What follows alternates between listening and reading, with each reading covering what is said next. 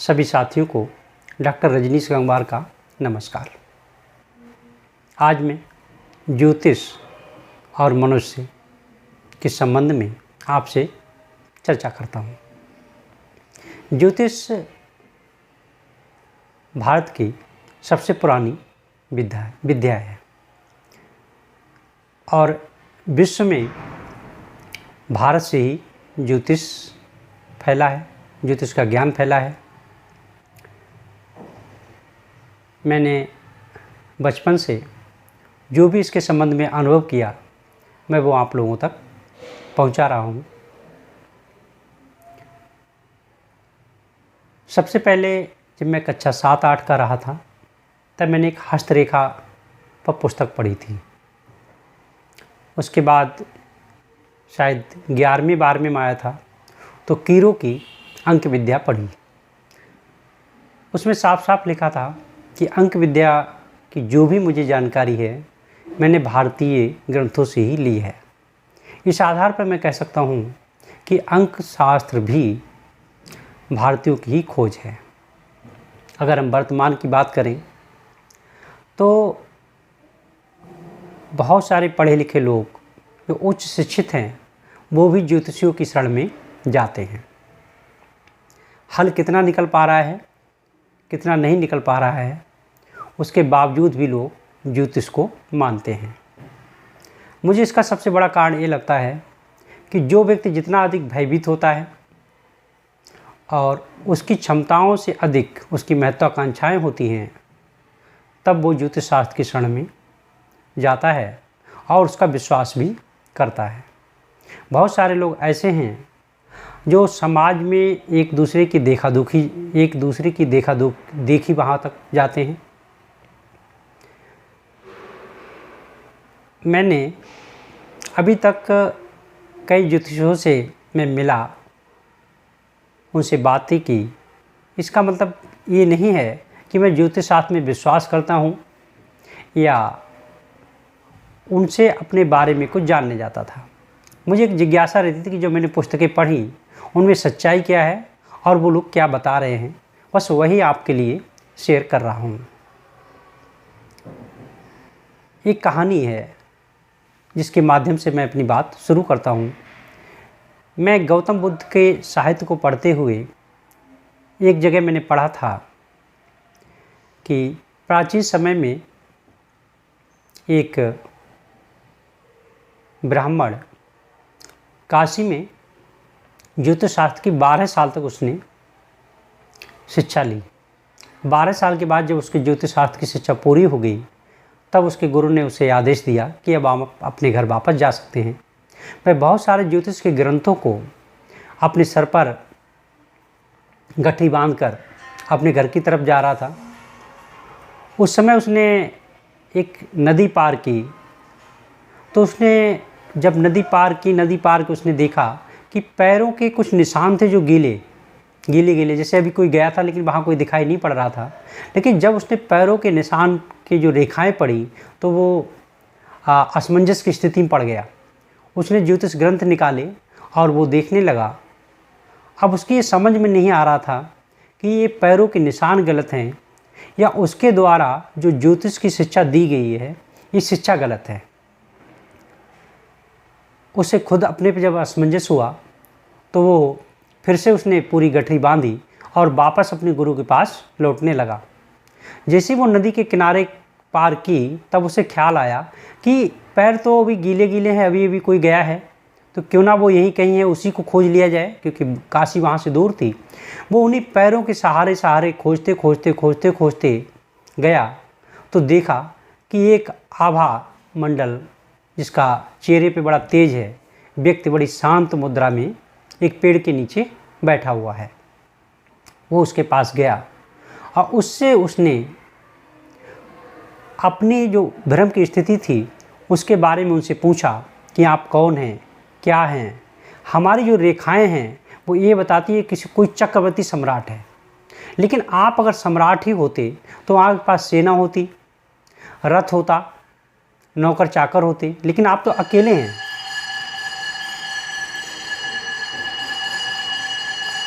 मैं समझ ही नहीं पा रहा हूँ कि मेरी ये विद्या झूठी है, या आपको जो मैं देख रहा हूँ आप कुछ अद्भुत व्यक्ति हैं।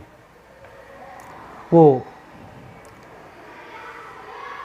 महामानव बहुत शांत स्थिति से बोले कि जो आपकी ये विद्या है ज्योतिष, ये सिर्फ उन्हीं लोगों के बारे में एक अनुमान पर आधारित है जो व्यक्ति अपने कर्म कर रहा है। उसके फल के बारे में बता देती कि आप ये कर्म कर रहे हो तो वहाँ तक पहुँच जाओगे।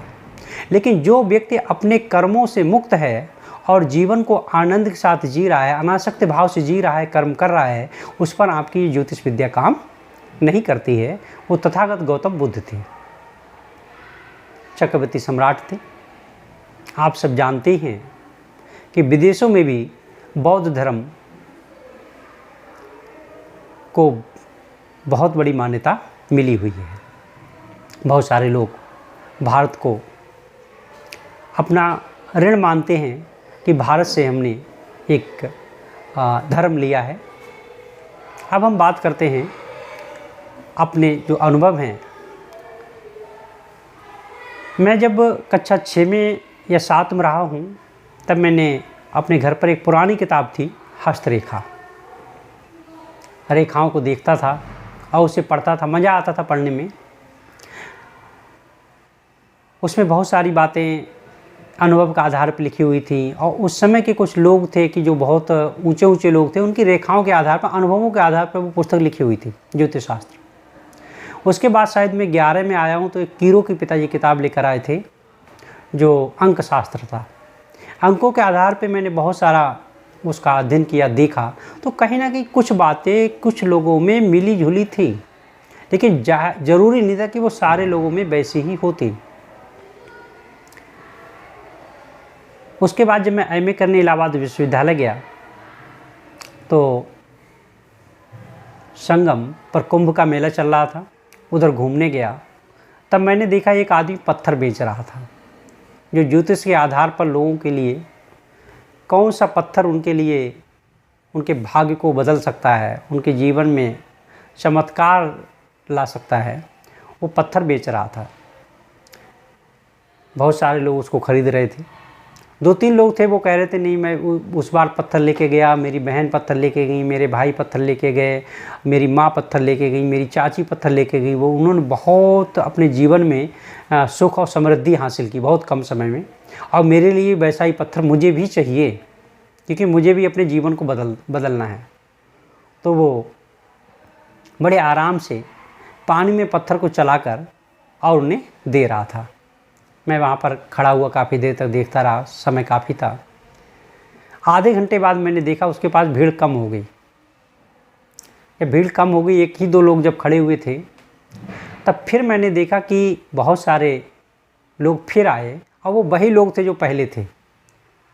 वो फिर आके कहने लगे कि अरे आपका पत्थर वो लेके गए, उन्होंने मुझे बताया, मैं लेने आया हूँ। मैंने फिर देखा कि वहाँ पर जैसे वो आए 3-4 लोग, उन्होंने चर्चा की तो वहाँ भीड़ और लग गई, तो कई पत्थर उसने फिर बेचे। तो वो एक दलालों का धंधा था। वही लोग थे, एक गिरोह टाइप से लोगों को बेवकूफ़ बना रहे थे।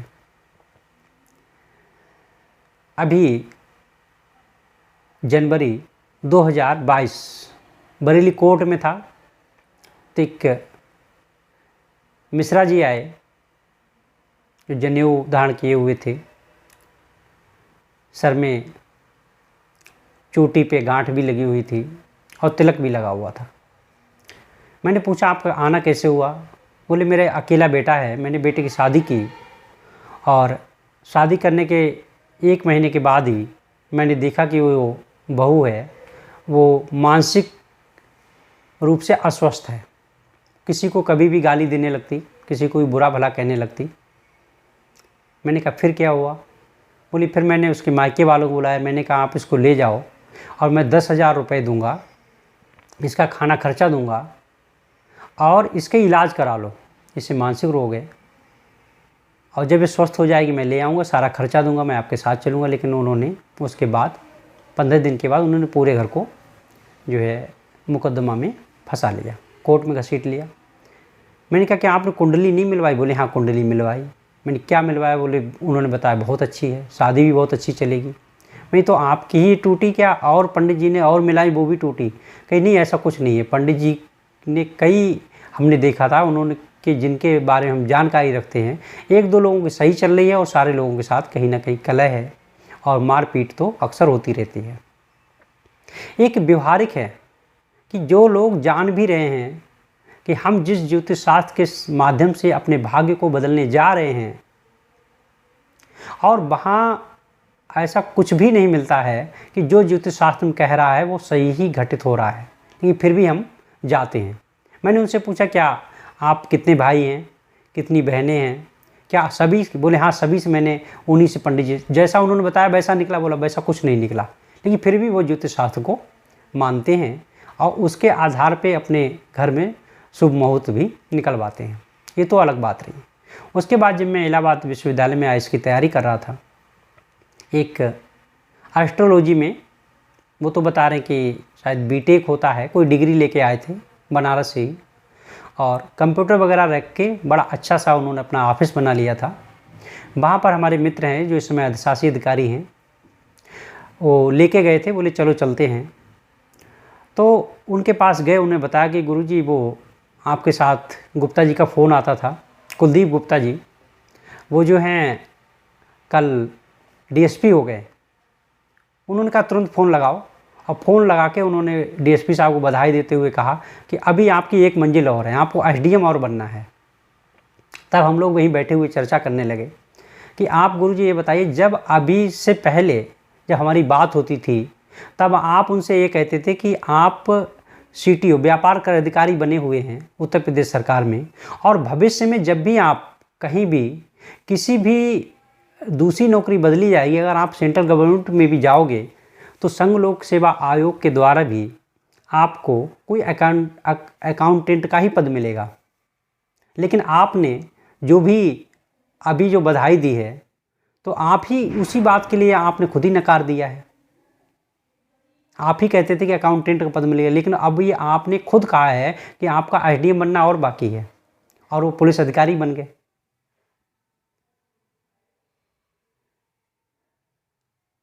चुप। बोले होता है, कभी कभी खेल बदल जाता है, कुछ ग्रहों का प्रभाव ऐसा होता है। तो हर ज्योतिष शास्त्र के द्वारा मैंने देखा है कि वो जैसे ही कोई असफल होता है, कहीं ना कहीं कोई ग्रह का दोष बता देते हैं।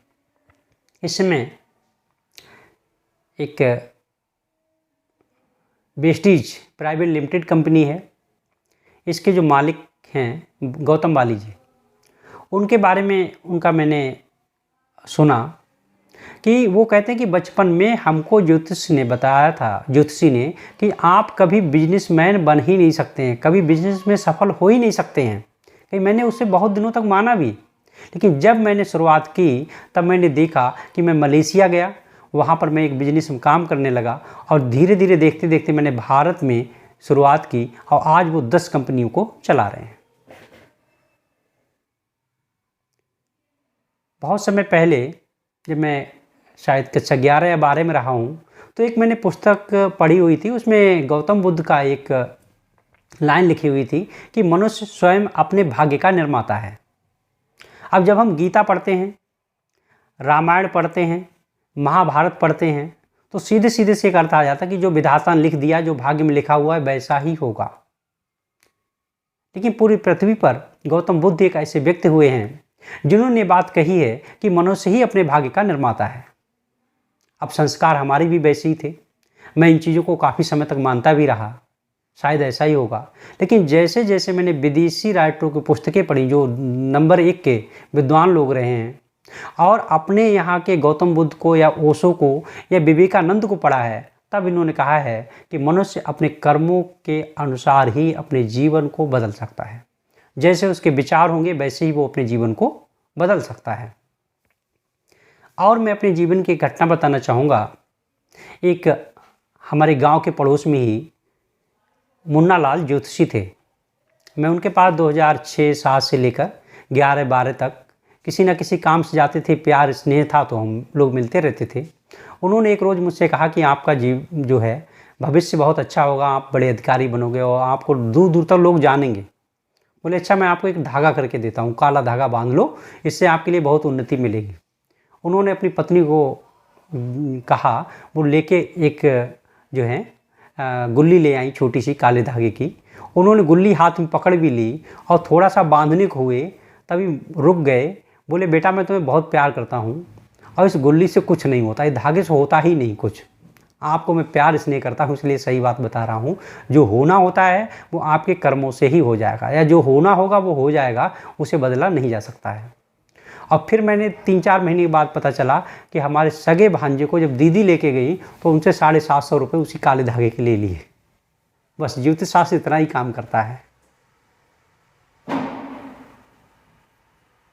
और उसके बाद जब अभी कुछ समय से मैंने तथागत गौतम बुद्ध को पढ़ा, आचार्य रजनीश ओशो को पढ़ा, या कबीर को पढ़ा, संत कवियों के लिए पढ़ा, और जो इस समय मैंने अवचेतन मन की शक्ति पे कई पुस्तकें पढ़ी, या और अच्छे अच्छे विद्वानों को जो नंबर 1 के जो पूरे विश्व के लीडर हैं उनके बारे में पढ़ा, तो सिर्फ एक ही बात निकल के आई कि जैसे भी हमारे विचार होते हैं, हम जैसा सोच रहे होते हैं, जिन पर हमारा ध्यान होता है, वही चीज़ हमारे पास बढ़ना शुरू हो जाती है।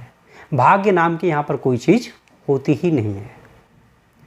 कोई भी अगर सफल व्यक्ति जो काम कर रहा है, वैसा ही असफल व्यक्ति अगर उनकी नकल ही करने लगेगा, तब भी उसके लिए वैसा ही होना शुरू हो जाएगा। हमारे अंदर जो द्वंद्व चल रहा है चेतन और अवचेतन मन का, यही हमारे भाग्य का निर्माण करता है। हम जो भी कर्म करते हैं, जैसे भी कर्म करते हैं, वही हमारे भाग्य का निर्माण करता है। सबसे महत्वपूर्ण होती फीलिंग्स। हम जैसी अपने दूसरे के प्रति भावनाएं रखती हैं, वैसे ही हमारे ऊपर बढ़ती चली जाती हैं। हमारे यहाँ अक्सर एक पाखंडवाद है, बाह्याडंबर है, और एक भय दिखाया जाता है कि आप ऐसा करोगे तो भगवान ऐसा करेगा, आप ऐसा करो, ऐसा करो, ऐसा करने से होता। तो मैं जानना चाहता हूँ कि बहुत सारे धार्मिक लोग जो धार्मिक स्थलों में ही रहते हैं, क्या वो बीमार नहीं होते हैं? क्या उनके घर में असमय मौत नहीं होती है? क्या उनको मानने वाले लोग दुर्घटना में मर नहीं जाते हैं? सारी चीज़ें हो रही हैं, लेकिन मानव आदिकाल से अपने भविष्य जानने का सदैव जिज्ञासु रहा है।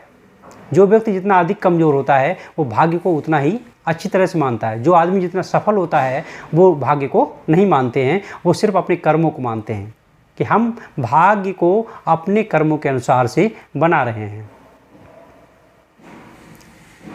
ज्योतिष शास्त्र मेरा जहाँ तक अनुभव रहा है, अगर आप भी ईमानदारी से अपने पास पड़ोस देखोगे कि जितनी भी शादियाँ होती हैं, जितने भी घरों में जो है गृह प्रवेश होता है, या जो भी बच्चे का जन्म होता है, उनकी शादियाँ होती हैं, क्या हम पंडित से पूछ लेने के बाद उनके जीवन में सब शुभ ही होता है? नहीं होता है। लेकिन फिर भी हम मानसिक रूप से इतने भयभीत होते हैं, हम उन चीज़ों को वैसा ही मान लेते हैं। एक अनपढ़ ज्योतिषी से एक पढ़ा लिखा विद्वान, जिसे हम विद्वान कहते हैं कि उच्च शिक्षित है ये, वो भी उसके पास जाता है, उनके पैर छूता है, उनको पैसे देता है, और पाता कुछ भी नहीं है। अभी एक पिछले साल की बात है कि यहीं बरेली में एक कामाख्या मंदिर, आसाम से एक बड़े ज्योतिषी आए हुए थे। मेरे मित्र ने मुझे फ़ोन किया, आओ आप मानते नहीं हो लेकिन आइए उनसे मिलते हैं। मेरा मन रहता है कि जब भी इस तरह से कोई लोग मिलते हैं, मैं मिलने ज़रूर जाता हूँ। उन्होंने मुझे बुलाया और कई चीज़ें उन्होंने मुझे बताई कि आप ऐसा है, आइए। उन्होंने कई चीज़ें मुझे अपनी, एक उनके पास टार्च थी, एक बड़ा सा लेंस था, उसके माध्यम से माथे की रेखाएं देखकर उन्होंने कई चीज़ें बताई। हालांकि 50% लगभग वो सही भी थी। जो भी उन्होंने जैसी भी बताई, मैं ये नहीं कह रहा हूँ कि किस आधार पर उन्होंने बताई। फिर उन्होंने कहा कि अच्छा आपके पास कोई संकट है और इस संकट का समाधान 4 महीने में हो जाएगा। मैंने ठीक है, कर दो। तब उन्होंने उसका हिसाब किताब जोड़ के बताया। बोले पूजा करनी है और पूजा की फीस मात्र 1 महीने में 11 ब्राह्मण लगातार पूजा करेंगे और 22,000 रुपये खर्चा आएगा। हाँ, 22,000 रुपये दे दिए, पूजा हो जाएगी और जो है प्रसाद आपके घर पे डाक द्वारा पहुंच जाएगा। तो मैंने कहा, मैंने ऐसा है, मैंने कभी भी ज्योतिष शास्त्र पर जो भी लोग बता रहे हैं, मुझे कोई इस पर भरोसा नहीं है। आप हाँ मेरा काम कर दो, उसके बाद हम आपको 40,000 रुपये दे देंगे। उस पर वो तैयारी नहीं हुई। मैं घर चला आया, फिर उनका 3 दिन के बाद फ़ोन आया, मैंने मना कर दिया। फिर उनका 1 सप्ताह के बाद फ़ोन आया, बोले यहाँ पे एक एसडीएम साहब है, उनके पास आया हूँ अभी, मैंने उन्होंने 20,000 रुपये दिए, मैंने उनका ये काम करवाया, मैंने तो ठीक करवा दीजिए, मैं तो कह रहा हूँ मेरा करवा। हालांकि उसके बाद मैंने देखा कि 4 महीने के बाद हमारी समस्या अपने आप ही सॉल्व हो गई, मैंने कुछ भी नहीं करवाया। बहुत सारे लोग ऐसे भी थे जिन्होंने सारा काम करवाया, कुछ भी नहीं हुआ। तो एक जीवन में जो भी घटित हो रहा है, अगर हम ये भी मान लें, अगर हम रामायण को पढ़ें या महाभारत को पढ़ें, वहाँ पे भी हम रामायण पढ़ते तो राम के जीवन में तो बड़े बड़े विद्वान थे। फिर जंगल जाना, पत्नी का पूरा अग्नि परीक्षा के बाद जंगल में छोड़ देना, ये भी तो ज्योतिष से ही सब कुछ होता रहा। लेकिन आज भी मनुष्य जितना भयभीत होता है, जितना डरपोक होता है, उतना ही वो ज्योतिष शास्त्र का सहारा लेता है। और ज्योतिष शास्त्र में आज के समय में ऐसा कुछ भी नहीं है जो मनुष्य के लिए कुछ दे रहा हो। जहाँ तक है कि मनुष्य के जैसे विचार होते हैं, जैसे भाव होते हैं, वैसा ही मनुष्य बनता हुआ चला जाता है और वैसा ही बनता हुआ चला जाएगा।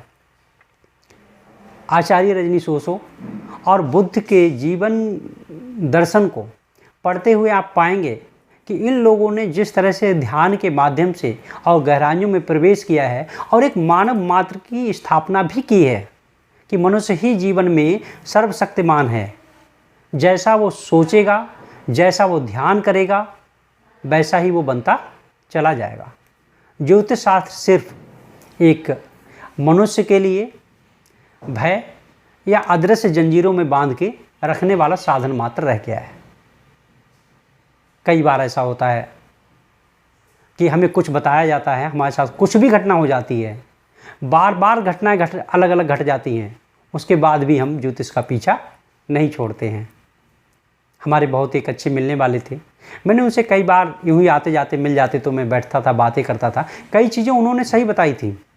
बाद में पता चला कि उनका जवान बेटा ही ट्रेन से कट के गिर गया और मर गया। मैंने उनसे कहा कि जब आप बहुत सारे लोगों के जीवन को बचा रहे हैं, सुरक्षा कर रहे हैं, और आप अपने बारे में अपने बेटे को क्यों नहीं बचा पाए? बोले होने को कोई टाल सकता है? मैं तो उसे बहुत समय से बता रहा था कि ऐसा ऐसा तेरा समय चल रहा है और घर से बाहर मत जाना। मैंने फिर जाने क्यों दिया? बोला मैं तो उसे बहुत समय से रोका ही नहीं वो, और वो गया और मर गया। तो 2 बातें निकल के आ रही हैं।